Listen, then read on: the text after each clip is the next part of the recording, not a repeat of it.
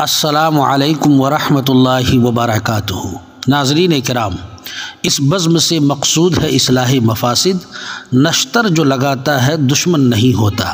آج کل کے جلسوں کا اور کانفرنسوں کا حال کسی پر پوشیدہ نہیں ہے۔ بزم نور کے تقدس کو شرکائے بزم اور سامعین دونوں نے مل کر خوب پامال کیا ہے، اور یہ پامالی اب بھی جاری ہے۔ کیا نعت خواں اور کیا نقیب حضرات، اب تو خطبہ حضرات نے بھی شروع کر دیا ہے۔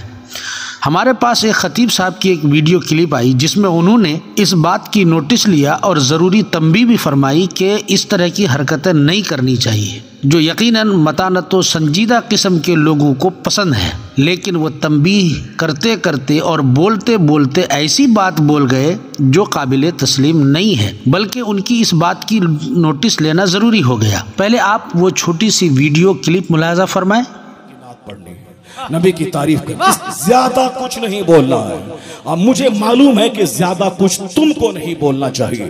تم نے فجر چھوڑی، تم نے ظہر چھوڑا، تم نے عصر چھوڑا، تم نے مغرب چھوڑی، تم نے عشاء چھوڑی۔ اتنے فرائض کو چھوڑ کے آگے کیا بکواس اور جنت اور جہنم کی بات کرتا ہے؟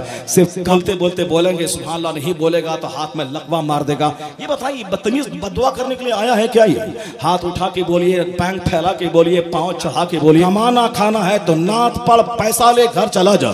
اس کے آگے زیادہ بات نہیں کرنے کا کہ ایسے کیجئے تو جنت ملے گی، ایسے کیجئے تو جنت نہیں ملے گی، کچھ نہیں بولنے کا۔ چپ چاپ نبی کی نعت پڑھ، اور پھر یہ بھی مطالبہ کریں صرف اعلیٰ حضرت کی نعت پڑھ، صرف اعلیٰ حضرت کی نعت پڑھ، فالتو مت پڑھ، اس کی اس کی نعت مت پڑھ۔ نعت نبی اعلیٰ حضرت نے اس سے بڑھ کر کے کون اس صدی میں لکھ سکتا ہے؟ سب ایک عاشق رسول، ایک ولی کامل، ایک مجدد اعظم کی نعت پڑھ۔ اسی کو بتا دے کہ 5 نعت آپ کو پڑھنی ہے، اعلیٰ حضرت کی پڑھنی ہے۔ نذرانہ آپ کا جو ہے 20,000 25,000 ہم سے لیجئے، مگر اعلیٰ حضرت کی 5 نعت پڑھیے اور جائیے۔ بیچ میں کچھ نہیں بولنا ہے کہ یہ کرنا ہے، وہ کرنا ہے، وہاں تو کرنا ہے، وہاں جانا ہے۔ اسی میں بولتے بولتے بولیں گے، سبحان اللہ نہیں بولے گا تو ہاتھ میں لقوہ مار دے گا۔ یہ بتائیے بدتمیز بدعا کرنے کے لیے آیا ہے کیا؟ یہ ہاتھ اٹھا کے بولیے، پینک پھیلا کے بولیے، پاؤں چڑھا کے بولیے، نہیں بولے گا، کچھ نہیں بولے گا۔ یہ بول کے سبحان اللہ کہیے، ٹھیک ہے۔ اس کے آگے زیادہ کچھ نہیں کہ لقوہ ہو جائے گا تو ہاتھ جیب دوسرے کے جیب میں ہاتھ ڈال دے گا۔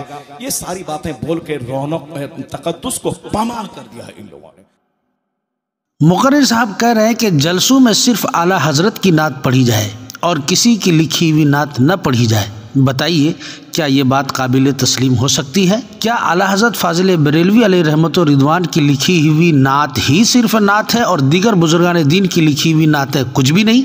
اس کی کوئی حیثیت نہیں، کوئی وقت نہیں؟ اعلیٰ حضرت کے معاصرین صوفی شعراء میں بھی بڑے بڑے نام ملتے ہیں۔ حضرت عاصی غازی پوری ہیں، بیدم وارسی ہیں، اعلیٰ حضرت اشرفی میاں ہیں، مولانا کفایت علی کافی ہیں، حضرت شاہ نیاز بریلوی ہیں، اور خود اعلیٰ حضرت کے بھائی حضرت حسن رضا بریلوی وغیرہ ہیں۔ ان شعراء کے اشعار اور نعتیہ کلام کی کوئی وقت نہیں، کیا کوئی حیثیت نہیں؟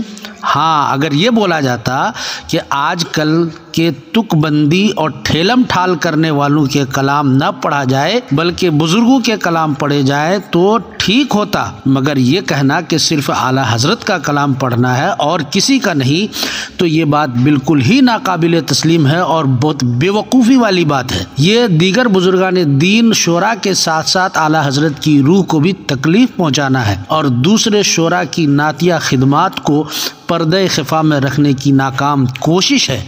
اللہ تعالیٰ توفیق بخشے ایسے لوگوں کو اور صحیح فکر عطا فرمائے اور لوگوں کو غلط پیغام دینے سے بچائے۔ ناظرین کرام، آپ کو یہ باتیں کیسی لگی ہیں؟ آپ کامنٹ باکس میں ضرور درج فرمائیں اور اپنی رائے پیش کریں۔ السلام علیکم ورحمۃ اللہ وبرکاتہ۔